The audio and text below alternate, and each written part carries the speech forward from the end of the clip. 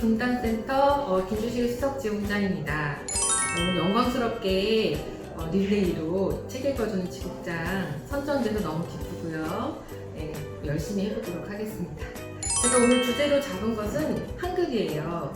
왜냐면 6세, 특히 또 빠르면 4세부터 7세 어머님들 만나뵈면 한글 교육에 대해서 굉장히 문의들 많이 하시고 고민하시거든요. 교원에도 한글 프로그램이 있나요? 이렇게 많이 물어보시잖아요. 그때보다 사실 저희는 어머니 한글은 사실 그렇게 체계적으로 어렵게 배우는 글자는 아니에요 라고 말씀을 드리지만 딱 와닿진 않으시는 것 같아요. 그래서 한글 교육도 중요하지만 우리가 한글 하면 왜 우리가 소중하게 여겨야 되는 문화유산인지 조상들의 어떤 지혜가 담겨있는 것인지 먼저 아이가 가슴으로 느낀다면 한글 교육을 이야기하실 때도 조금 더 부드럽고 아이에게도 잘 인지되지 않을까 싶어서 오늘은 한글에 대한 책 한번 골라봤습니다. 조물조물 역사놀이에서 이제 한글을 만난 무영이 이렇게 만들었는데요. 사실 한글 하면은 우리 친구들이 어머님도 그렇고 세종대왕을 먼저 얘기하실 거예요. 한글 세종대왕, 그렇죠? 그리고 한글에 대해서 아이에게 얘기해 주실 때 옛날에 중국에 한자를 빌려 썼는데 그게 너무 어려워서 한글을 세종대왕이 만들어 주셨대 정도로 얘기해 주실 것 같아요. 근데 그걸 가지고 우리 친구들이 한자가 얼마나 어려웠고 또 한글이 얼마나 우리 소중한 글자인지 공감하기 좀 어렵잖아요. 그런 차원에서 조물조물 역사놀이에서 이렇게 재미있는 창작 동화를 만들어냈습니다. 내용을 보면요. 아침에 우리 희주가 동생 때문에 깨요. 동생이 책을 읽어줘 누나 하고 하는 거죠. 난 한글 아직 모른단 말이야. 그때 보니까 아빠 엄마가 계시네요. 아빠 오늘 회사 안 가세요? 오늘 한글날이라 쉬는 날이야 라고 얘기해 주세요. 우리 친구들 한글날 하면 그냥 쉬는 날로 많이 알고 있잖아요, 그쵸? 근데 동생은 병원을 갔고요. 이제 희주가 아빠한테 책을 읽어달라고 하는데 설거지를 하셔야 된대요. 그래서 오늘 한글날이니까 뭐 세종대왕 책 읽어보는 게 어때? 라고 얘기해 주시니까 우리 희주가 세종대왕 글자는 알았어. 그래서 이렇게 세종대왕에 대한 책을 뽑아봅니다. 너무 재밌겠죠?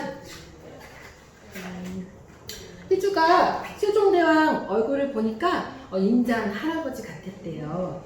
아빠 여기 훈민정음 써있는데 훈민정음이 뭐예요? 아빠가 옛날엔 한글을 훈민정음이라고 했단다 라고 얘기를 해주시네요. 희주가 책 속에 있는 친구, 여기 머리를 딴 친구를 보는데 눈이 딱 마주쳤어요. 그러더니 갑자기 책 속으로 쏙 빨려 들어갔어요.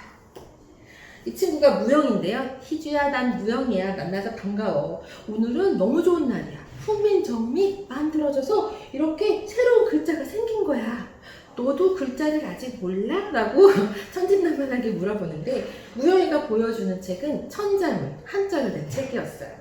희주가 그렇구나. 이건 한자라는 글자인데 지금까지는 이 한자를 많이 사용했어 라고 무영이가 한자를 얘기해주죠.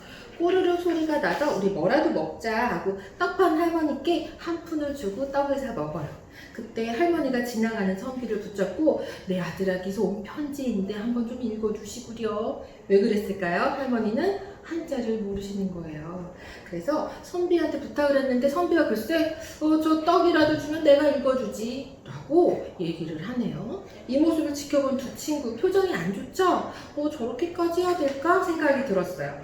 옆에서 갑자기 또 시끌벅적한 거예요. 난 뭐가 몰랐단 말이에요. 억울하단 말이에요. 알고 봤더니 부잣집에 쌀을 빌린 사람이 갚지 못하면 그 집에 종이 된다는 계약이 있었는데 그 내용을 읽지 못해서 억울한 일을 당한 사건이었어요. 종은 옛날에 남의 집에 딸려서 천한 일을 하던 사람이라고 설명이 되어 있고요. 이 일에 우리 희주가 어때요? 불끈 어떻게 이런 일이 있을 수 있어? 화를 냈죠. 우리 친구들도 똑같은 마음일 거예요. 글자를 모른다고 이렇게 억울한 일을 당하면 너무 속상하죠. 그때 무영이가 내가 사실은 한글을 만들고 있는 집현전, 훈민정을 만들고 있는 집현전에서 도와드리고 있어. 임금님은 훈민정을 만들기 위해서 애쓰시다가 병에 걸리기도 하셨단다. 이곳에서 밤을 새우는 일도 많으셔. 그 순간 우리 무영이를 찾는 사람 소리가 나자 피해! 하고 희주를 잠깐 밀쳤는데 그때 우리 희주가 무형의 옷고름을 잡다가 떨어지게 돼요. 자, 바깥으로 현실로 다시 돌아온 희주죠?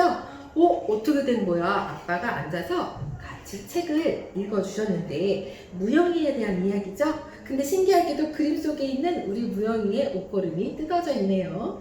우리 희주는 주머니에 옷고름을 소중하게 간직했어요. 그때 집에 돌아온 동생이 오자 희주가 달려나가서 동생을 꽉 안으면서 얘기합니다. 누나가 한글을 열심히 배워서 책 많이 읽어줄게. 자, 우리 희주는 이제 한글 소중한 글자로 알게 됐겠죠. 그래서 뒤에 보면 한글이 만들어지기 전은 이보게 편지가 왔는데 아유 나도 한자를 모르는데 어쩌란 말인가 이런 대화들 재미있게 만들어갈 수 있고, 한글이 만들어진 후에는요 희주와 같이 책을 볼까? 네 아빠 저도 한글 배워서 읽고 싶어요 라고 자유롭게 대답할 수 있는 활동들이 있습니다. 자, 이 책을 읽고 나서 교원에서는 자랑의 연계도서와 창의음악 활동이죠. 네, 이 책의 융합카드는 세기 말과 글, 언어 영역으로 넘어갑니다.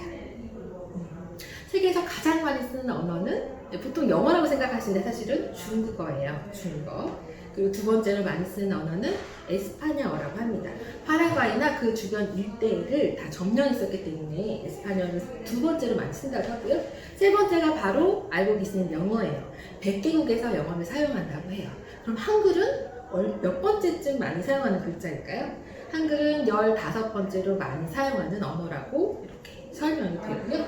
활동으로 확인해 볼 수 있습니다. 네. 그럼 이제 연계도서로 때는 달빛바다 훈장님 조물조물 사회놀이 책 한번 볼게요. 이 책은 문화유산에 대한 책인데요. 어떤 삿갓을 쓴 초라한 선비가 달빛이 뜨는 밤에 서당을 열어준다고 해요. 그래서 세 친구가 찾아갑니다. 근데 이 친구 중에 한 명이 쟤는 저희 집 일을 보는 하인입니다. 같이 공부할 수 없습니다. 라고 신분 차이를 얘기해요. 그때 신분의 차이를 두면 가르치지 않겠다라고 말씀하시죠. 사실은 같이 공부한 친구도 여자아이예요. 그래서 나중에는 여자 또 하인 신분 차이를 두지 않고 한글을 배우는 것에 대해서 이야기하죠. 쌀가루로 조물조물 자음도 만들어 보고요. 그리고 이렇게 세로는 사람의 모양, 가로는 땅의 모양, 그 다음에 동그라미는 하늘의 모양을 만들어서 모음을 만든 것에 대해서 아이들이 차근히 배워봐요. 자, 이렇게 한글을 열심히 배우고요.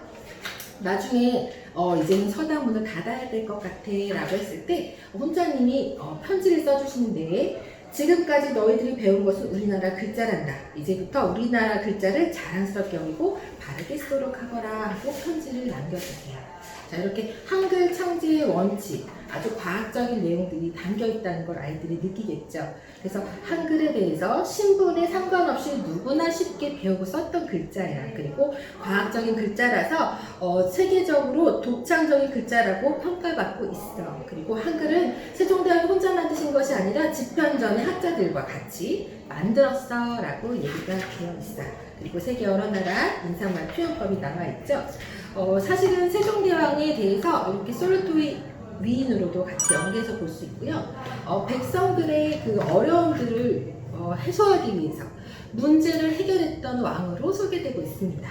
자, 즉위한 날부터 우리 세종대왕은 어떻게 하면 진심으로 나라를 위해서 할 수 있을까 하다가 집현전 학자들과 같이 연구를 하게 되고요.